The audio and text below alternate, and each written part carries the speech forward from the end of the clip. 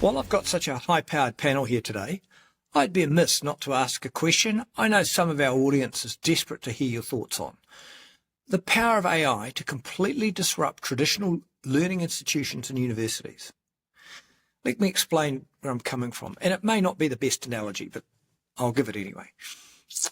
When the musket arrived, it turned warfare on its head. Indigenous warriors and wars had always been fought hand to hand and with strength and skill determining leadership. But suddenly the smallest person, even someone who wasn't a traditional warrior, could take down the strongest chief. It completely rewrote the rules of society. And I think AI might just be the musket of education. I grew up in the 70s when we were told robots would do everything for us and we'd only work 3 days a week. Instead, between the 1970s and the 2000s, white-collar workers actually worked more hours, not fewer. Computerization didn't really deliver the product revolution we were promised. But AI feels different. I've only been using it for a relatively short period of time, and I can already see how it collapses barriers to expertise. My son was considering going back to university. I even considered doing a doctorate myself. But now, honestly, it feels like a waste of time and money. With AI at your fingertips, you can access in seconds what it used to take me weeks of research and decades of experience to produce. I've been an award-winning marketer, 5 New Zealand Marketing Awards and twice runner-up as Marketer of the Year. And yet I asked AI one branding question and it delivered a result in seconds. It could have taken me a week to research. I asked it another and it gave me something that I would have charged $40,000 to a client for back in 2010. So here's my question. If knowledge is now instantly available to anyone who can ask the right question, what is the point of higher education as we know it? Will we still value doctorates? Are universities preparing for a world where speed and curiosity might matter more than credentials? And do you, as leaders in this space, fear for the future of your own institutions? It's a very interesting point, Geoff. And if I may start from my end and share my perspective, is AI has most certainly been transformational in gathering information, distilling it, and giving us some form of output or response. My view of it is very much around AI cannot develop relationships, AI cannot grow relationships, and AI cannot supplement or substitute the effectiveness of personal interaction. And whilst there has been a change in how we teach and how we learn, my view is that we still need that physical interaction and we still need to understand and learn how to develop relationships and communicate in a way that allows us to function in society.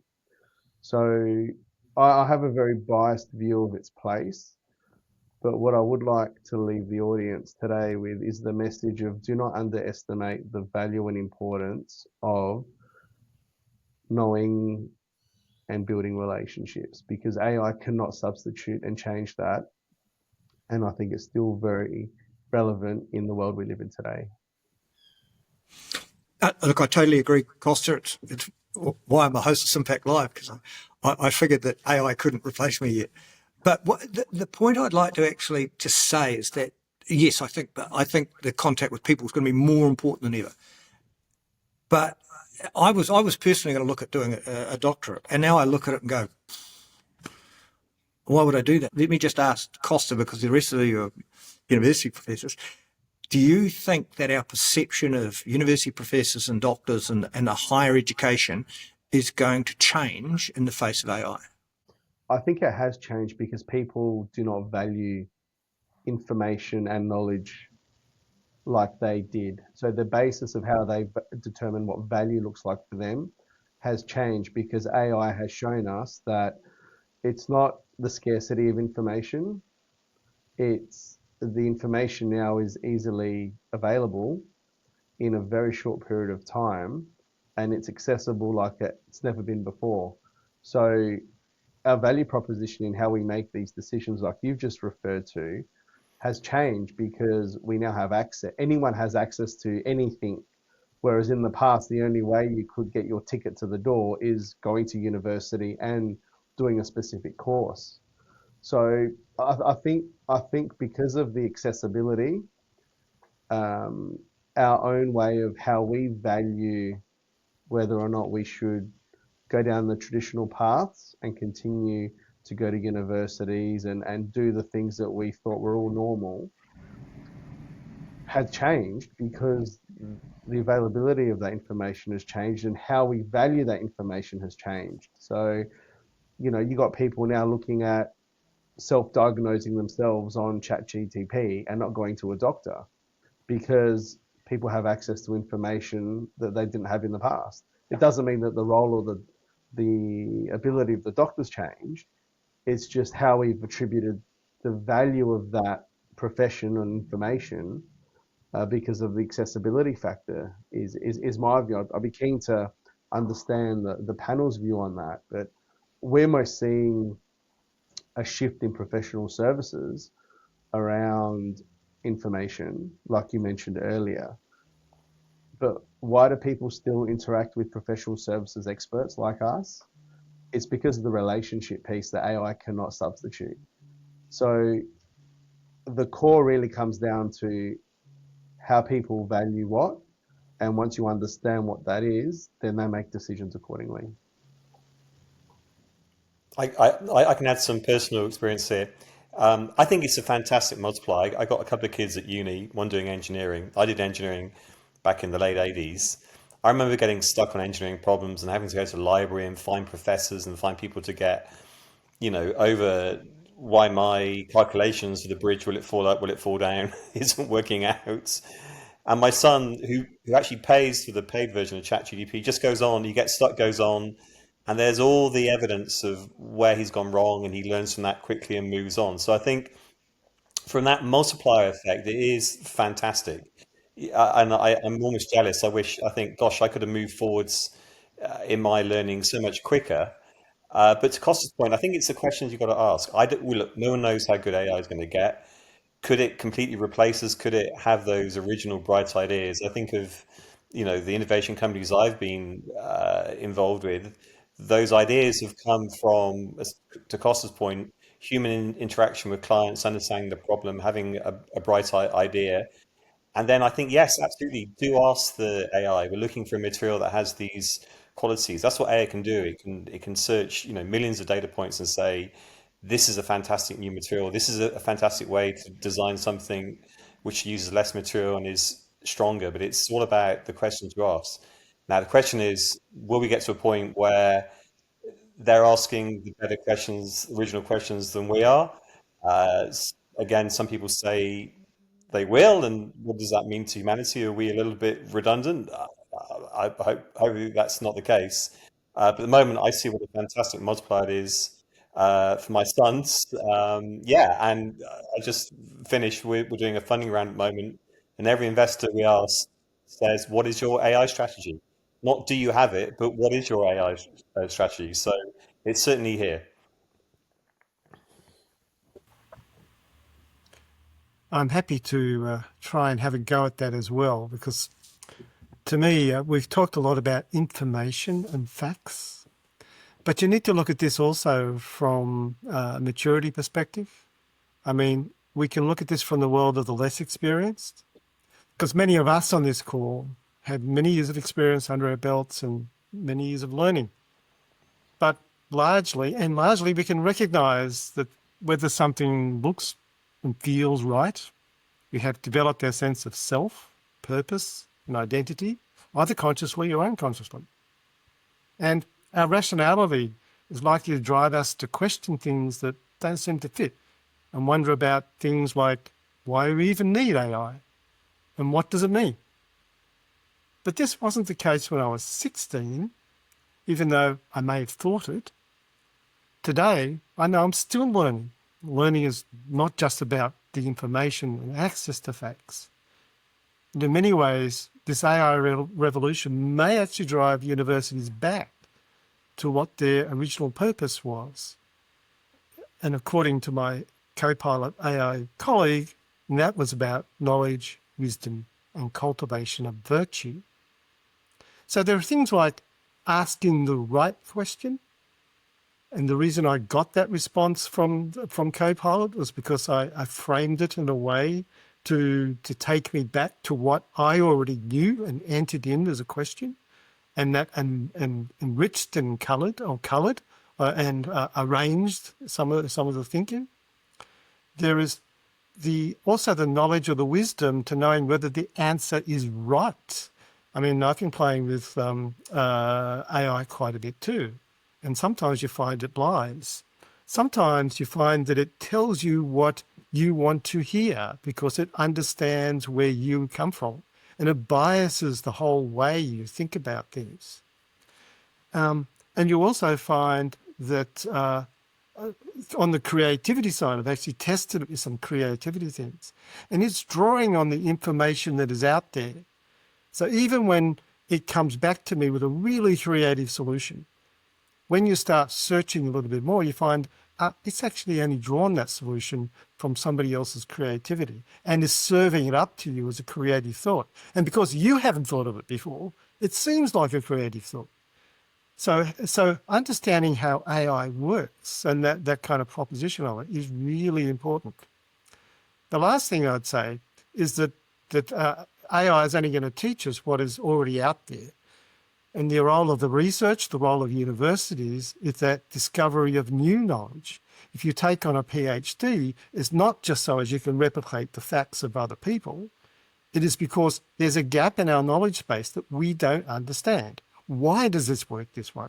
How does it work this way? What does it mean if it works this way? And those sort of questions, that inquiring mind of the human, will add to the facts and the information that AI accesses. So if we don't go to universities, if we don't generate those new knowledges, humanity will stop. The progress will stop because we keep recycling and reaccessing the same sort of information. That's the risk. Yes. Yes.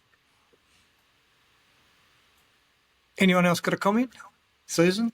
Yeah, I would just come in because I really was thinking much along the same lines as what Alan has said. We don't want to be dependent on path dependencies that come along from, existing ways that we think about things, because I don't pretend to be a technology or a coder or anything like that, but I do understand that it's a building process, but it is, as Alan pointed out, existing thought patterns, existing information. So yes, if you are an undergraduate and you're trying to attain existing information, it certainly is going to help you with that. But I would agree, if you're going to be a PhD, the idea is to add, is to think in new and different ways, and to advance knowledge, advance thinking, advance creativity, create something new and different. And to the extent that AI, I'm not sure it's there yet. It may get there, and it'll probably get there a lot quicker than I think it will, because that seems to be happening. But I do think about, because to use the example of medicine and getting on there, and recent studies have shown that, as a woman, many illnesses and conditions of women aren't accurately reflected in AI. And when you talk about where should we put our funding, these issues get dropped to the bottom because they haven't been in the past. So they're not reflected in the current basis of information. So it just perpetuates itself. So, these are the things that, as, experts and at university level or at decision-making level, we can actually have an influence on, I think. And it's an important influence. Yes, I've got a friend, Dr. Stacey Sims, who's wrote the book "Women Are Not Small Men," and she's an exercise physiologist. And virtually all the data where they've looked at women's physiology and exercise has just been taken off small men. It's just so she's been working her entire career to change that. I could add one other point too, in terms of AI, just keeping in mind that, of course, it's trained on something that's already out there, but it's also Yes. written by people who train it. So, Yes. and they also impose the limits of what it will do. You know, there's a couple of times I've sort of run AI to the ground and sort of to the point where it comes back and says, I can't answer that, or I won't answer that. So you kind of get this. You can drive it to limits, right? Because it is Yes. steered and developed Yes. without human intervention and parameters. So Yes. that's something else you need to be mindful of. It doesn't have everything. Yes, well, I think also if doing PhDs is to move the sum total of human knowledge onwards, then at least AI can tell us what the knowledge is and why we're so dumb at doing some stuff, and let us know where we've got to move that knowledge on. I've got to say, In I think that AI in my particular area, in the hands of a skilled operator is incredibly powerful.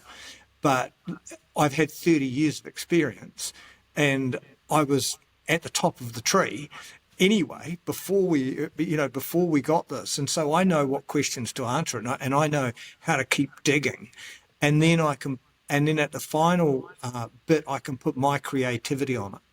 And so I'm still reliant on the human creativity to go, yeah, I think actually this combination of words is going to be better. AI won't ever write that, but I can. But boy, it can do the grunt work for me. It's just replace staff. Exactly. It's a tool. And if we learn to use it as a tool, I think it can actually add a lot to our productivity. But if we let it control us, I think we're in danger. Danger territory. Yeah, and maybe the perception of our scholars coming out of university in the future will actually be increased, because you're going to have to be really good. It might be that the scholars we've got coming out have actually helped move the sum total of human knowledge onwards.